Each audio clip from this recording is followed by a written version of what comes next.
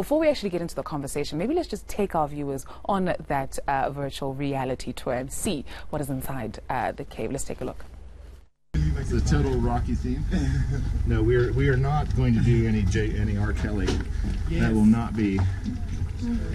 If while I'm under John, and if the pump guy arrives and for some reason he doesn't know to use the yellow generator, okay, or can't get to it, yeah, you know the code there, yeah, and it's the yellow generator he's to use. Okay.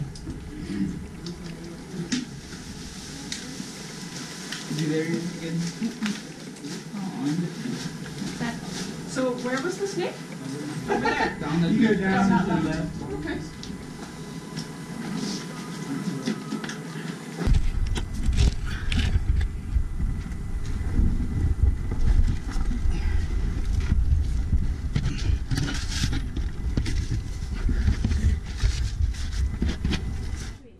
Right, let's reintroduce into the conversation, and in studio, Becca as well as Mariana, who are researchers. Congratulations, this is so fascinating, and thank you, because we get to go on a tour with you. But we see from that video that you have to negotiate some really small spaces. Tell us about the work that actually went into doing this first, Becca.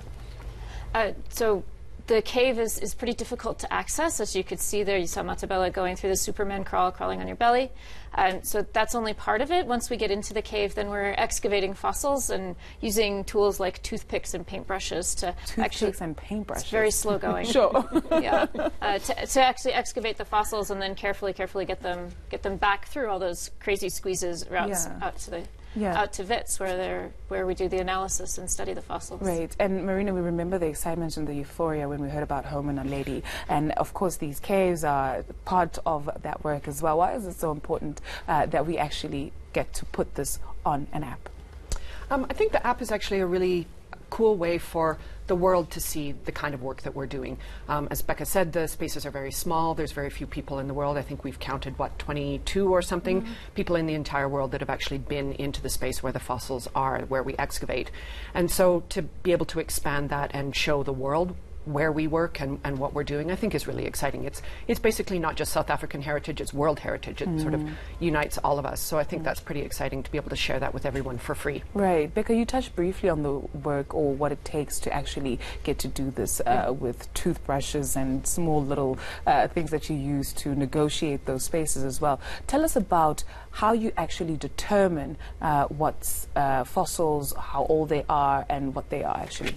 Sure. So we have lots of comparative collections. So we can look at skeletons of all different kinds of animals, and we take the bones that we do find and we compare them to all these others to determine what they are. And it takes a team of 150 scientists now. Sure. And different people have different specialties. Some people study hands and other people study feet. So everyone has a particular specialty that they can help bring the information together to understand the fossils.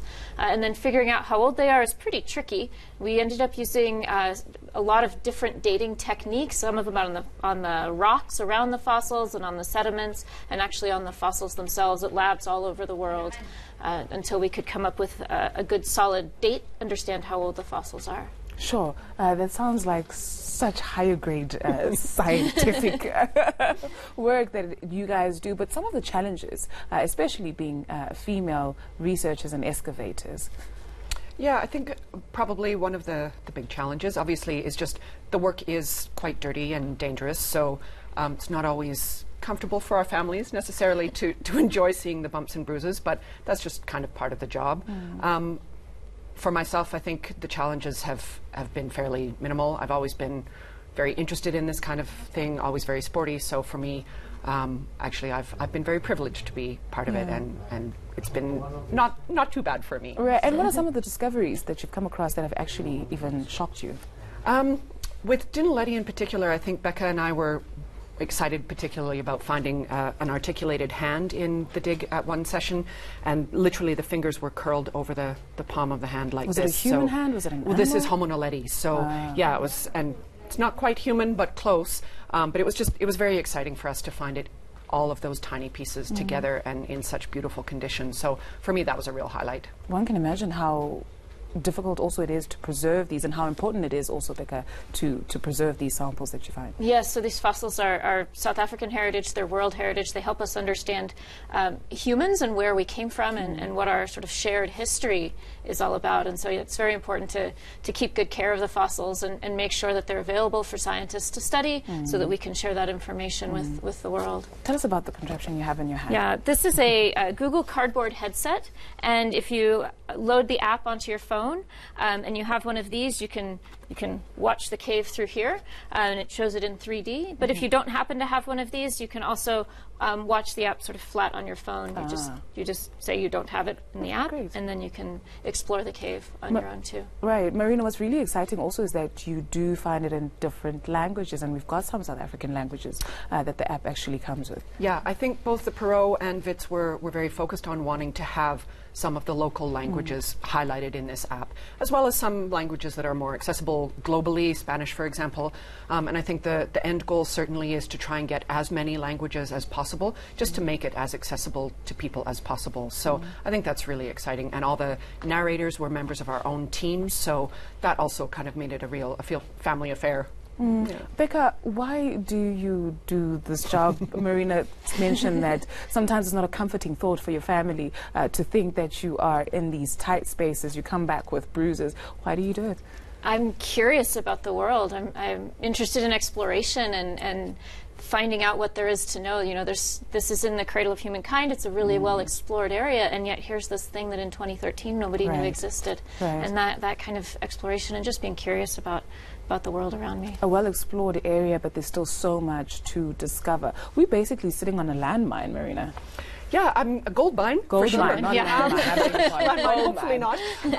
But yeah, no, I mean, it's incredibly exciting. I mean, that whole area, the Cradle of Humankind, is riddled with these caves, and we've really, I think, only scratched the surface. So for us, it's super exciting to realize that age of exploration isn't over with, and that there's lots more to find. So the next generation of cavers, once we can't do it anymore, should still have lots to find. Let's talk to the next generation of cavers, some young people who may be watching this conversation or listening in on the conversation and saying, well, that is quite interesting. What would it take for a young person to actually get to where you ladies are, Marina? Yeah, obviously a lot of schooling. But I think Becca and I both took kind of a circuitous path to where we are. We both did other things along the way. So getting a good life experience is really important. But obviously both of us have doctorates in anthropology or archaeology, so lots of schooling. But during this expedition, we're actually starting another round of excavation in a couple of days. We're actually going to be doing National Geographic Google Hangouts with classes all over the world. So if students are interested and want to learn more about it, they can jump on one of these Hangouts and actually speak to us from the cave. And so that's a really good way, if they're interested, to just keep involved and stay topical with the information. Becca, what has this sort of done for you? For me, Yeah. 5 years ago, when Homo naledi was discovered, I had no idea that I'd be sitting here right now. But, you know, it's given me a lot of great opportunities to work with colleagues all over the world, to get to spend more time in South Africa and get to know the Cradle of Humankind and the people here better, and to come up with unusual ideas like this virtual reality, to be able to share what we're doing with more people. Thank you for the work that you ladies do, and thank you for representing us very, very well at that as well. And that was Becca Peixoto and Marina Elliott talking to us more about that app on Dinaledi Caves. Thank you very much, ladies.